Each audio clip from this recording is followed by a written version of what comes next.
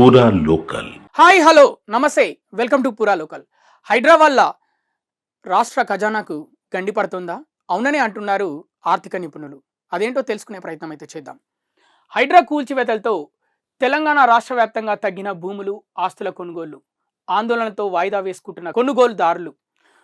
హైదరాబాద్లో రిజిస్ట్రేషన్లు కూడా విత్డ్రా చేసుకుంటున్నారు. ఒక్క సెప్టెంబర్ నెలలోనే 30% తగ్గిన రిజిస్ట్రేషన్ ఆదాయం. గత ఏడాది సెప్టెంబర్లో దాదాపు 1,00,000 లావాదేవీలు, 955 కోట్ల రాబడి. ఈసారి సెప్టెంబర్లో లావాదేవీలు 80,000, రాబడి 650 కోట్లకి పరిమితం. అంటే రాబడి దాదాపు 300 కోట్ల నష్టం జరిగింది సర్కార్కి. అంటే హైడ్రా కూల్చివేతల వల్ల 300 కోట్ల నష్టం రిజిస్ట్రేషన్లు చేసుకోకపోవడం వల్ల. కారణం ఏంటంటే చెరువులు, నీటి వనరుల పరిరక్షణ, ఆక్రమణల నియంత్రణ కోసం రాష్ట్ర ప్రభుత్వం తీసుకొచ్చిన హైడ్రాతో భూములు, ఆస్తుల కొనుగోళ్లపై ప్రభావం పడింది. జిల్లాల్లోనూ హైడ్రా తరహాలో కూల్చివేతలు చేపట్టడంతో రాష్ట్ర వ్యాప్తంగా కూడా రిజిస్ట్రేషన్ లావాదేవీలు తగ్గాయి. సుమారు 2 నెలలుగా ఈ పరిస్థితి కొనసాగుతుంది. మీకు అర్థమవుతుందా? ఇది ఓన్లీ హైదరాబాద్లోనే కాదు, రంగారెడ్డి జిల్లా, సంగారెడ్డి జిల్లాలోనే కాదు, రాష్ట్రంలోని అన్ని జిల్లాల్లో రిజిస్ట్రేషన్లు తక్కువైపోయాయి. కారణం ఏంటంటే ఇప్పుడైతే మేము కొనేసుకుంటాం భూములు, ప్లాట్లు, అలాగే ఇల్లు కూడా కొనేసుకుంటారు, రెడీగా ఉన్న ఇల్లు, రెడీ టు మూవ్ ఉన్న ఇల్లు. కానీ ఫ్యూచర్లో 2-3 సంవత్సరాల తర్వాత, సంవత్సరం తర్వాత మీది ఎఫ్టిఎల్ ఫుల్ ట్యాంక్ లెవెల్లో ఉంది, బఫర్ జోన్లో ఉంది, మీ ఇల్లు కూల్చేస్తాం, లేకపోతే మీ ప్లాటు రిజిస్ట్రేషన్ ఇది మీరు రిజిస్ట్రేషన్ చేసుకున్నా కూడా గవర్నమెంట్ ప్రకారం ఇది చెల్లదు. ఎందుకంటే జియో 99 ప్రకారం గవర్నమెంట్ ఆర్డర్ ఏదైతే ఉందో దాని ప్రకారం ఇది చెల్లదు అని వాళ్ళు అన్నప్పుడు మీరు ఏం చేయలేని పరిస్థితి. అందుకే జనాలు ఆలోచిస్తున్నారు, ఇప్పుడు కొనుక్కుందామా లేకపోతే హైడ్రా పూర్తిగా పని చేసిన తర్వాత కొనుక్కుందామా అని ఆలోచిస్తున్నారు. అందుకే పూర్తిగా రిజిస్ట్రేషన్లు తగ్గిపోతున్న పరిస్థితి.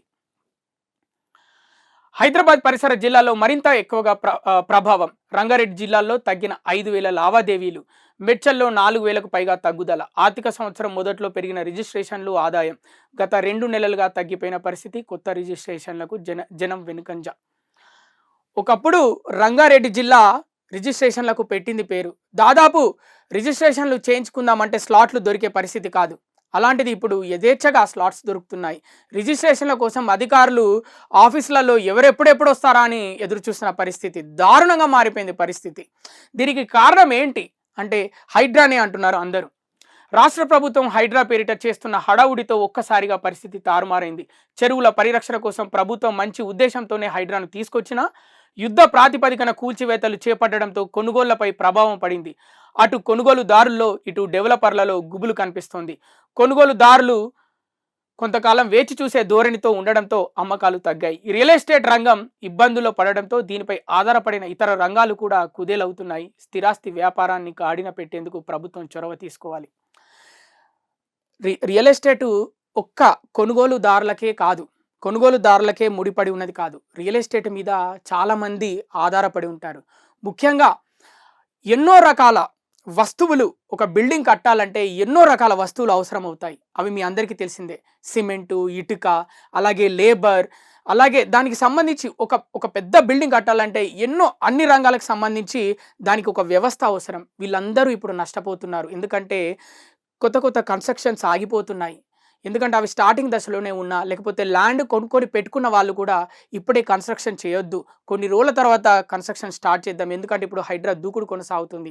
దీనివల్ల చాలామంది నష్టపోతున్నారు. లేబర్స్, లారీ వాళ్ళు కూడా, అంటే ఇసుక లారీలు నడిపే వాళ్ళు, ప్రతిదీ చాలా ఇండస్ట్రీ, దాంతో ఎన్నో ముడిపడి ఉంటాయి రియల్ ఎస్టేట్ రంగంతో. ఒక్క నెలలోనే 300 కోట్లు తగ్గిపోయాయి. రిజిస్ట్రేషన్ల శాఖ గణాంకాల ప్రకారం గత ఏడాది సెప్టెంబర్తో పోలిస్తే ఈ ఏడాది సెప్టెంబర్ ఒక్క నెలలోనే 300 కోట్ల ఆదాయం తగ్గింది. ఇవి ఇప్పటివరకున్న అప్డేట్స్. మరిన్ని అప్డేట్స్ కోసం చూస్తూనే ఉండండి పూరా local, your choice for local voice.